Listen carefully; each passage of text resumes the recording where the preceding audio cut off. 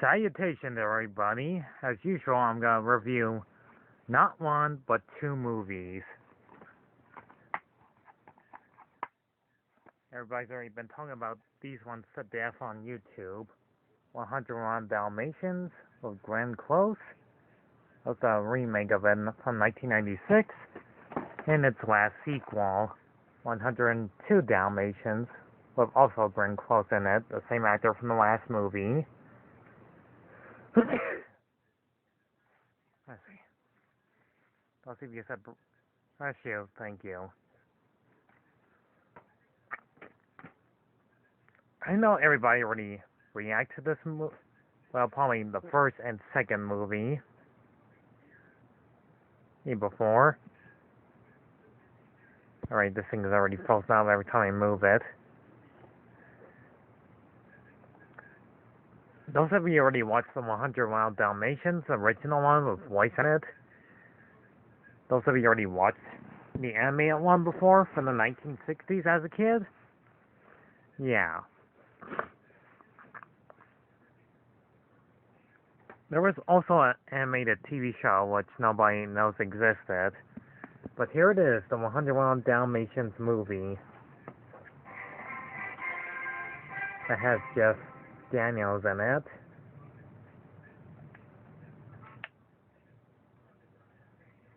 Jerry Richardson. And Paul Wright. And Yuri. So, unlike the animated film, these dogs don't talk. They are actually pretty smart. So to make this review almost shortly as possible, this film does have most likely animals pretty well trained it and smart to wake up their owners. Just like in the original movie, Anita is working for Corral DeVille with her design of clothes. This movie is actually longer than the original one. It does have Horace and Jasper in it. And a new villain in this film is the Skinner, who doesn't talk because a dog slit his throat open. Makes him kind of a new villain, make him pretty terrifying.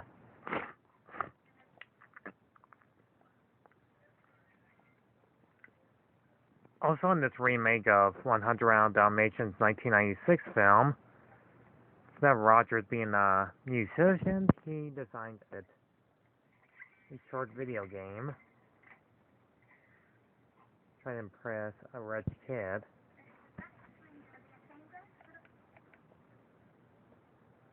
Which is actually okay. And the best character from this entire movie is Glenn Close. Rose herself. And not to mention she's the best character in this movie. As a kid, I always find her kind of terrifying. And to make sure that she's having a wonderful old scene she has in this film is she's chewing that pretty well. The way she laughs, it feels like she's having a beautiful grand time of her role playing a villain. She also has an assistant named Alonzo, which you'll see him in the sequel, by the way, who's just her butler, or just doing things for her. And her main goal is to make all the fur coats of some of the young puppies into fur coats, which is pretty messed up. And not to mention that it shows the scene where Roger meets Anita in the big huge place of London. In the animated film, it just takes its short time making these scenes a little bit interesting. This remake, it makes it a little bit longer to watch it. The more I watch it, the more interesting the scenes get. I love Jeff Daniels. He's a pretty fine actor in this film. Unfortunately, he does get that much screen time, like most likely most actors do. This movie's part has the roles of the animals getting all the credits, how rarely trained they are, and pretty much how most of them are like CGI, and just making sure like young puppies don't get harmed in this film.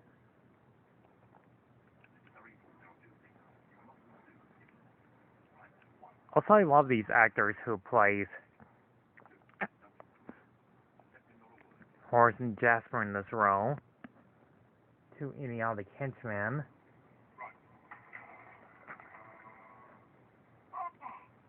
After we scratch that.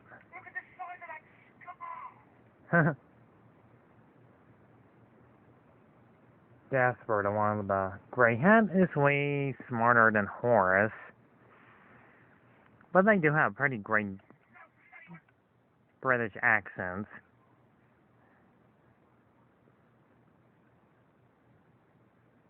And just like in like almost the animated film, that Cruella de Vil does need like henchmen to do her dirty work.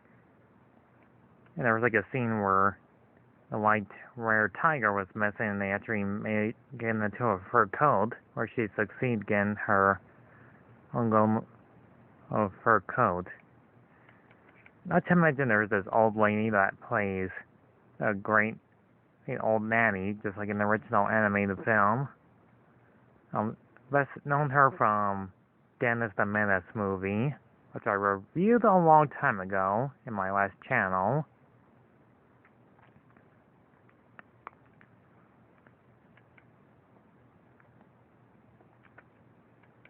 I remember watching this film as a kid many times because it made me laugh, it made me cry, it made me slightly enjoy some of the remakes they did. And this film was actually credit what it does is has some wonderful emotion in it. Sure, these animals don't talk in this remake, but it just comes to show that I actually enjoyed these films. It's the original animated film they ever did. They actually made the animals like community smart or intelligent and tried to outwit some of the villains that captured the puppies. They have like most likely the characters from like the original animated film. It just shows that there's not much else to say about the Dalmatian puppies, that they're mainly identical to each other on how cute they are.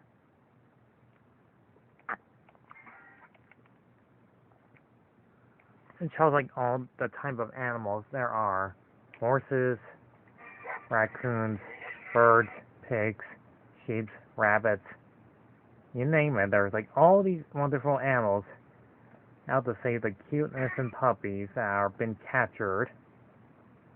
It shows like how smart these animals are, very intelligently smart than us human beings are.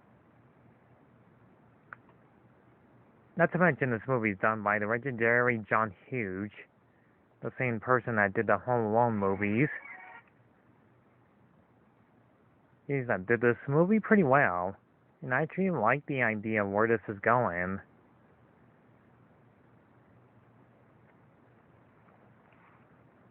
And they already know that she wants to make fur coats out of them. It was up to Purdy and Pongo to save their beloved puppies, while the animals are distracting the villains, Horace and Jasper, a few little tricks instead of distract them. It's a pretty interesting scene to make this movie worth watching. That makes me laugh every time you see it. I just love how most of them were dumb enough to fall for the old tricks. except traps inside Cruella de Vil's manor. Hellhole, it's called, in the original film. And because of this funny scene right here,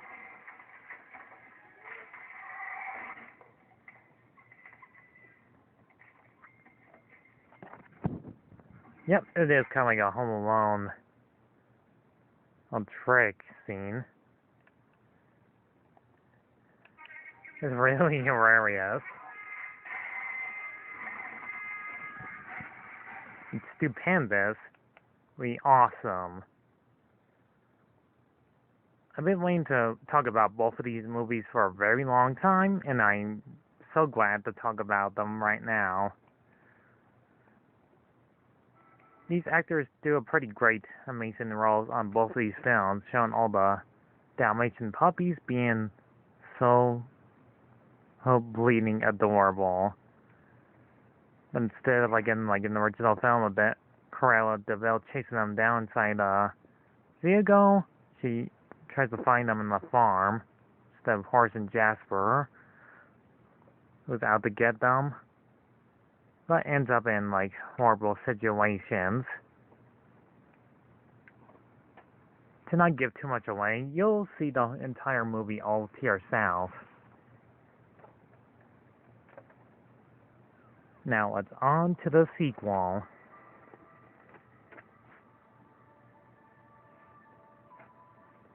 I only had to show you parts of the first one. Now let's talk about the second movie, because I want to make sure I get this review shortly as possible.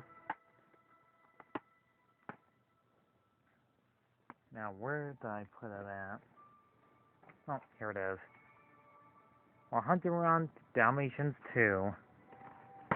Or this time, even the sequel. Those of you who've forgotten I played a video game off it that's kind of based off this film. Hold on a second. Gotta move a few things here.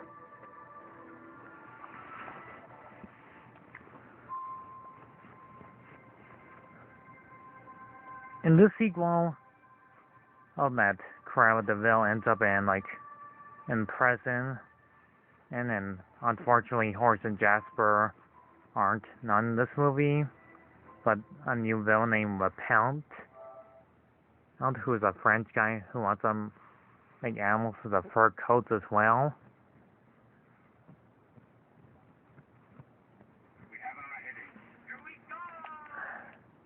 Let me just skip that. I don't have editings to show most likely my face and show the movies.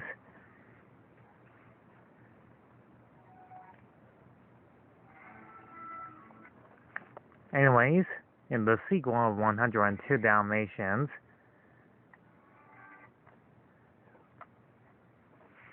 in the sequel, we get introduced to a new character, which her name is... It's been a long time I've known her name. Oddball. Or in this sequel, Cruella de Vil is cured from being regularly evil and changed her name to Ella, who ends up in an animal vet for all animals being kind to each other. Or you name it, a bunny rabbit with a fox, a dog with a rabbit. Oh wait, it's a fox and a goose. In the sequel, if Cruella ends up with her evil deeds once again, all her money will be going to the second chance of the dog.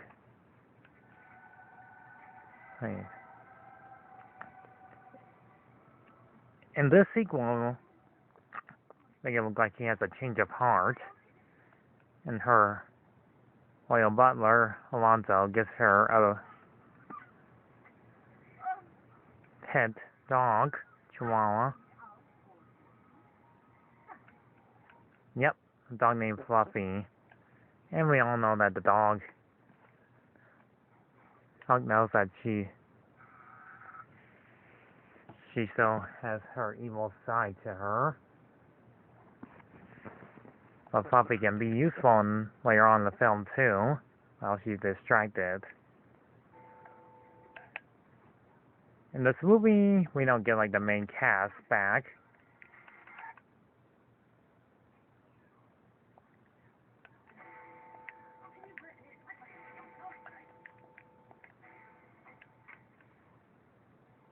This is Julie.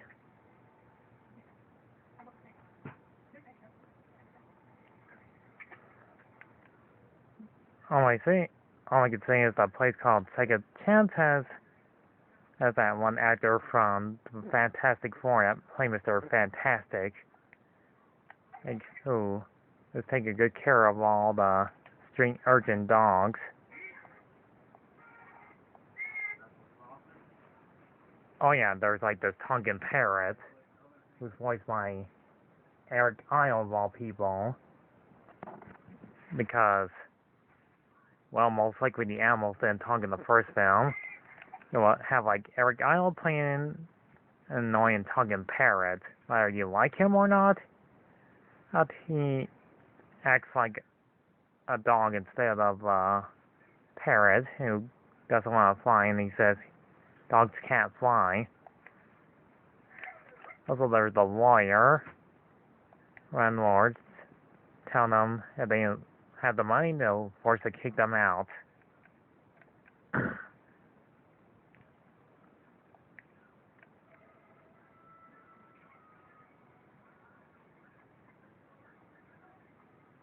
Also, they have like the same dog from the last movie. So unfortunately, Pongo and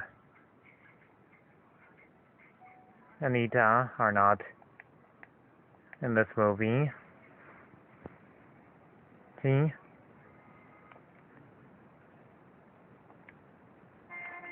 We do see Cruella de Vil returns to her home and she just gets traumatized of seeing all the fur all around her, and tells her loyal butler, Alonzo, to lock them away in the cavern and to never see them ever again. And they all know that she's still bad news, and they think she has a change of heart. Now this one, Cruella de Vil thinks she would still have instinct to see the care for the animals and deserve a second chance and then save the place. Even system. She wears like a different outfit that's not made out of fur but plastic.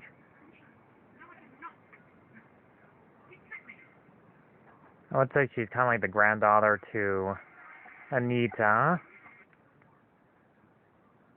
You know, it makes no sense for this movie sequel to not rehire the same actors from the last film, but what can I complain about? This is pretty much how this movie sequels go, that they don't hire most likely the same actors, but just Cruella de Vil is the only character who's doing her intro low. She tries to keep the anger, hatred inside. Also, there's like that big band clock thing that changes their brainwaves back to their own reality. Oh yeah, there's like that thing where he brainwashed Cruella de Vil's mind that she doesn't want to murder puppies anymore. But the big huge clock will change them back to their actual habitat. There's also another plot convenience of Oddball that wants her to fit in, and you actually feel sorry for her that she doesn't have spots on her. She tries to find her own way to get spots.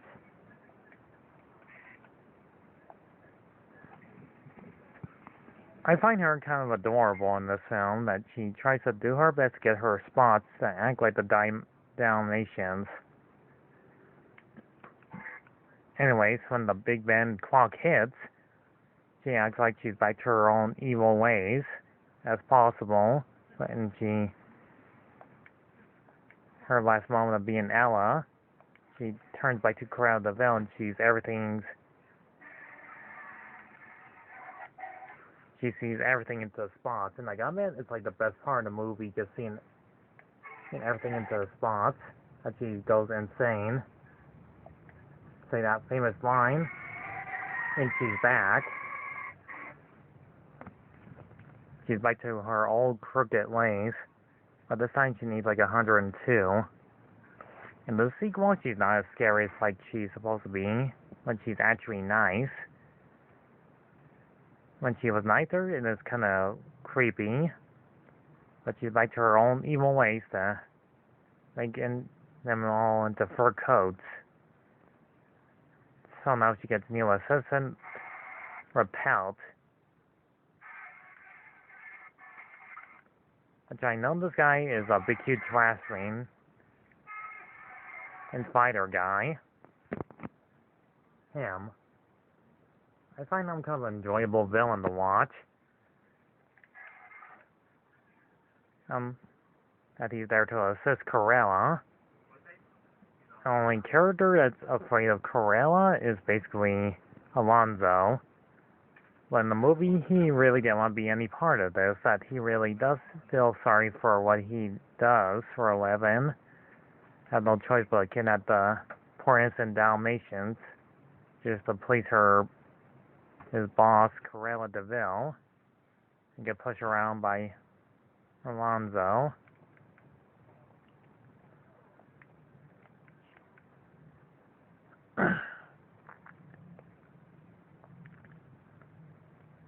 So Cruella de Vil has a final way to blame the dog owner who takes good care of them all this time, and to think he kidnapped one of the Dalmatians, and to blame him for it, for the crimes he did not commit.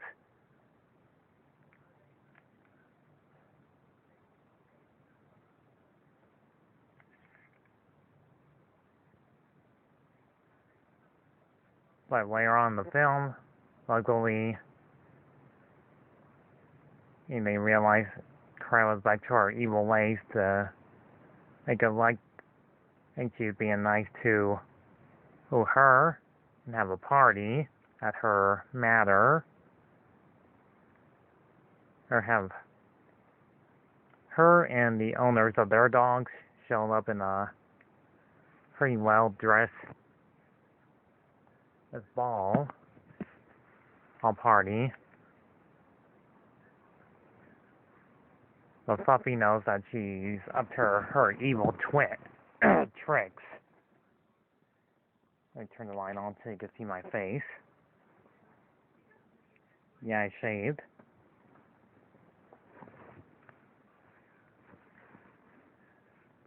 Fluffy does show Cruella's evil true form of all the coats are hanged it, and sees her picture that she's about to assign all the puppies that her henchman Repel's about to capture all of them.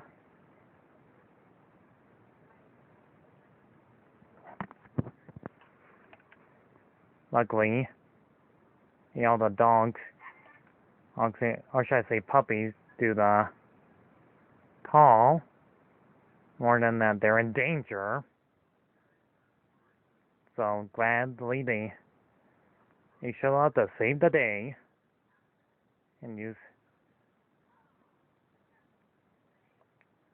the parrot. Wadsworth is his name, and to grab the keys, he's to make their escape and save the puppies from her evil clutches. Is that they're going to Paris. They try to catch them on the train just in time, and end up in like both places where they make fur coats from animals toward a big cake factory. He's ending Cruella de Vil's evil plan in a big, huge iron mess. And I'm glad that Alonzo stand up for himself from a big bully being like repelled. Hoping has a change of heart.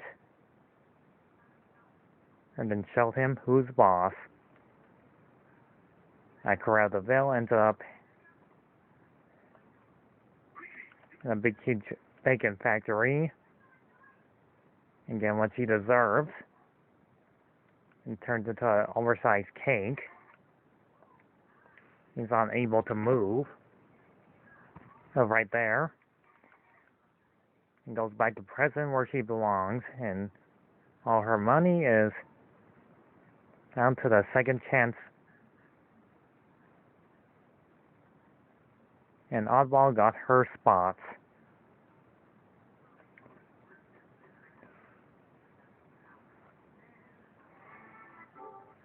And that was 101 Dalmatians 1 and 2 movies.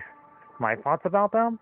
They're pretty good. They are actually one of my favorite films of all time. Those of you who either like them or hate them, it's kind of based on like the first film, and the sequel is just its own live action thing. Before he actually got 101 Dalmatians 2, Patch's London Adventure, that came out in, I say, 2002. Or the sequel just came out in the year 2000s. And this one just came out on DVD, renewed it, and I'm gonna guess it's 2010. It does not say on the back of the cover. So I'm glad I had to talk about both of these for like 27 minutes. Whether you like these movies or not, John Hughes did a pretty well designed story for these movies pretty well. I love these ones. I'll always enjoy them all the time, every year.